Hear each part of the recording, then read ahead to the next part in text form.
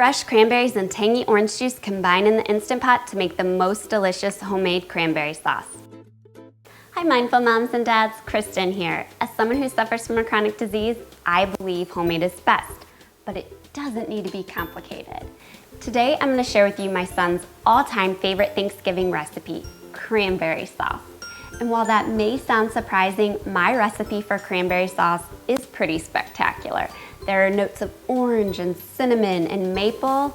It's sweet tart perfection. And using the Instant Pot, it's so easy to make. In fact, it's almost as easy as opening up a can, and it's almost too easy to share with you. Although, let's be honest, around the holidays, we all need easy. So let's put on our kitchen capes and make cranberry sauce.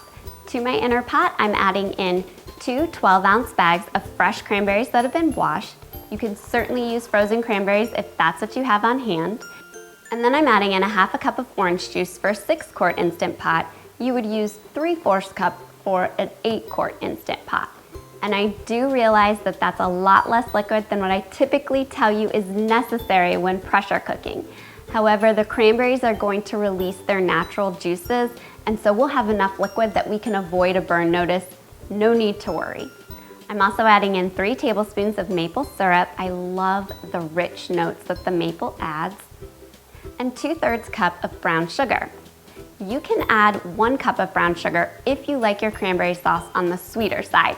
We like it a little bit tartar here, so I stick to 2/3 cup. I'm also adding in 1 teaspoon of ground cinnamon, 1 teaspoon of vanilla, and just a pinch of salt to really bring up all those flavors. We're gonna give that mixture a good mix just to get that brown sugar fully coated around the cranberries.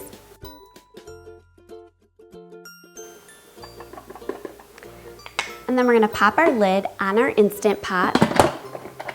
Make sure your vent knob is pointed towards sealed.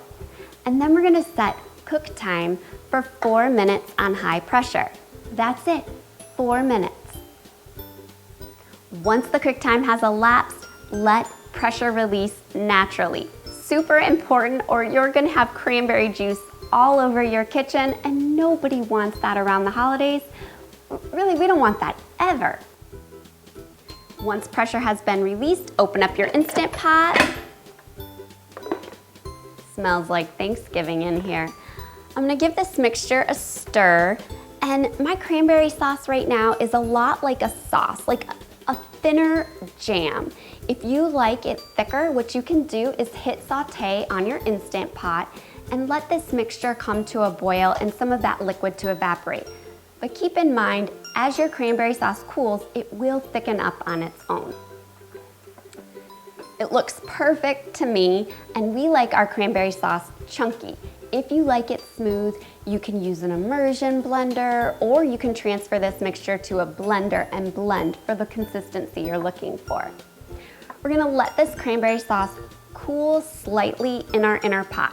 We don't want to transfer it to a serving dish right away or even a storage container because it's really hot and that could break our serving dish or our storage container. Now that my cranberry sauce is cooled, I'm going to spoon it into a serving dish here.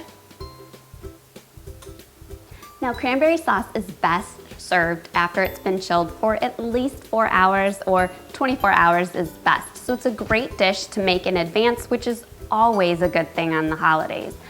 You can also make it up to 3 days in advance if you really like to plan things. Even though it tastes better after it's set, I'm gonna go ahead and dig in right now. I can't resist.